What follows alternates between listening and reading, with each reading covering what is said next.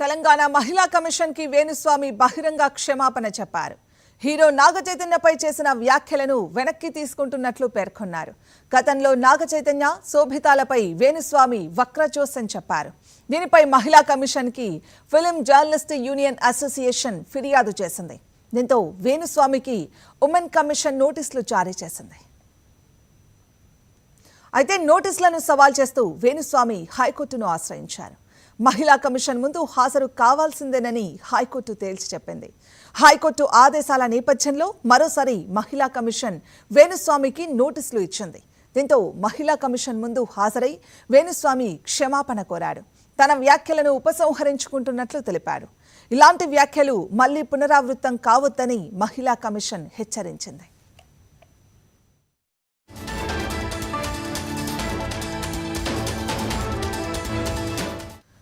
ఇక ఇదే అంశానికి సంబంధించి మరింత సమాచారాన్ని మా క్రైమ్ బ్యూరో చీఫ్ సునీల్ అందిస్తారు. సునీల్, మాది చట్టానికి ఎవరు అతీతులు కాదు అనడానికి ఇది ఒక ఉదాహరణ చెప్పుకోవచ్చు. ఎందుకంటే వేణుస్వామి పరాంకుశం చేసినటువంటి వ్యాఖ్యలు ఏవైతే ఉన్నాయో నాగ చైతన్య శోభితల ఇంత రకమైన వ్యాఖ్యలను సవాల్ చేస్తూ ఉమెన్ కమిషన్ కు ఫిలిం జర్నలిస్టులు ఇచ్చినటువంటి కంప్లైంట్ ఏదైతే కంప్లైంట్ కన్సిడర్ చేసి వేణుస్వామిని హాజరు కావాలని ఉమెన్ కమిషన్ చెప్పింది. కానీ ఉమెన్ కమిషన్ ఇచ్చినటువంటి ఆదేశాలను ఖాతరు చేయకుండా వాటిని ఛాలెంజ్ చేస్తూ వేణుస్వామి హైకోర్టుకు వెళ్ళడం జరిగింది. అయితే ఫస్ట్ లోవర్ కోర్టుకు వెళ్ళాడు, ఆ తర్వాత హైకోర్టుకు వెళ్ళిన పరిస్థితి ఉంది. హైకోర్టు కూడా ఈ వ్యాఖ్యలను తప్పు పట్టడము లేకుంటే ఉమెన్ కమిషన్ తప్పు పట్టడం కాకుండా ఉమెన్ కమిషన్ ఎదుటే తేల్చుకోవాలని ఆయనకు చెప్పడంతో తప్పనిసరి పరిస్థితుల్లో గత్యంతరం లేక మళ్ళీ ఉమెన్ కమిషన్ కు వచ్చిన పరిస్థితి ఉంది. ఉమెన్ కమిషన్ ఆగ్రహం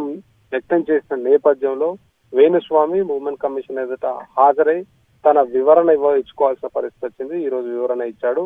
తాను చేసిన వ్యాఖ్యలను బేషరతుగా విత్డ్రా చేసుకుంటున్నట్టు కూడా చెప్పడమే కాకుండా ఉమెన్ కమిషన్ కు అంతేకాకుండా మహిళా లోకానికి ఆయన బహిరంగ క్షమాపణ చెప్పాల్సిన పరిస్థితి వచ్చింది. ఉమెన్ కమిషన్ ఎదుట ఆయన లిఖిత పూర్వకంగా తాను చేసిన దాన్ని ఏదైతే కమెంట్స్ ఉన్నాయో వాటిని విత్డ్రా చేసుకుంటున్నట్టు, తన వల్ల ఇంకోసారి ఇలాంటి తప్పిదాలు కాకుండా చూసుకుంటానని ఆయన ఒక ఎక్స్ప్లెనేషన్ లెటర్ ఇచ్చిన పరిస్థితి అయితే ఉంది. సో వేణుస్వామి కోర్టులకు వెళ్లి కోర్టుల నుంచి మినహాయింపు పొందాలని చూశాడు. కానీ ఆయన చేసినటువంటి వ్యాఖ్యలు అభ్యంతరకరమైనటువంటి వ్యాఖ్యలు, రెండు వ్యక్తిగత జీవితాలకు సంబంధించినటువంటి వ్యాఖ్యలు, అంతేకాకుండా ఇద్దరు వ్యక్తులకు సంబంధించినటువంటి జీవితాలకు సంబంధించినటువంటి విషయం. ఈ నేపథ్యంలో ఆయన చేసినటువంటి కమెంట్స్ ను సవాల్ చేసినటువంటి ఫిలిం జర్నలిస్ట్ ఇచ్చినటువంటి ఈ పిటిషన్ ను అటు ఉమెన్ కమిషన్ కూడా చాలా సీరియస్ గా తీసుకొని నోటీసులు జారీ చేసింది. ఒకసారి టైం ఇచ్చింది, మరోసారి టైం ఇచ్చింది, అయినా ఆయన వెళ్లకుండా వెళ్ళాడు. కోర్టులో కూడా నువ్వు ఉమెన్ కమిషన్ ఎదుట హాజరు కావాల్సింది అని కోర్టులు చెప్పడంతో ఈరోజు ఉమెన్ కమిషన్ ఎదుట హాజరై తాను చేసిన తప్పును ఒప్పుకుంటూ క్షమాపణలు చెబుతూ ఇంకోసారి ఇలాంటి పరిస్థితి పునరావృతం కాకుండా చూసుకుంటానని హామీ ఇవ్వాల్సిన పరిస్థితి ఏర్పడిందని చెప్పుకోవచ్చు. సో ఇప్పటికైనా వేణుస్వామి ఇన్ని చేసిన తప్పులు ఏవైతే ఉన్నాయో దానిలో ఈ కమెంట్లు ఏదైతే చేశాడో ఇట్లాంటి కమెంట్లు ఇప్పటికైనా ఆయన బుద్ధి మార్చుకొని ఆయన ఇలాంటి కమెంట్స్ చేయకుండా బయటి వాళ్ళ వ్యక్తిగత జీవితాలకు, వాళ్ళ వైవాహిక జీవితాలకు, లేకపోతే వాళ్ళకు సంబంధించినటువంటి కుటుంబ విషయాల జోలికి వెళ్లకుండా ఉంటే బాగుంటుందనేది చాలా మంది అభిప్రాయపడతా ఉన్నారు. సో ఈ నేపథ్యంలో మరి ఈ పిటిషనర్లుగా ఉన్నటువంటి వాళ్ళకు కూడా ఈ ఇన్ఫర్మేషన్ రావాల్సి ఉంది.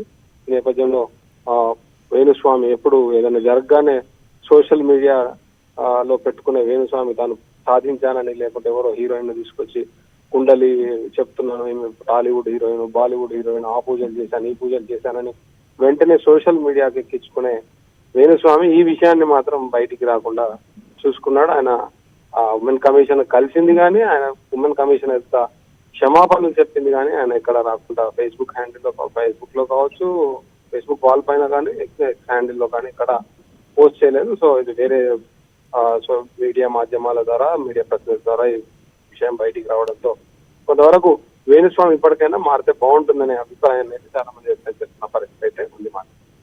రైట్ సునీల్.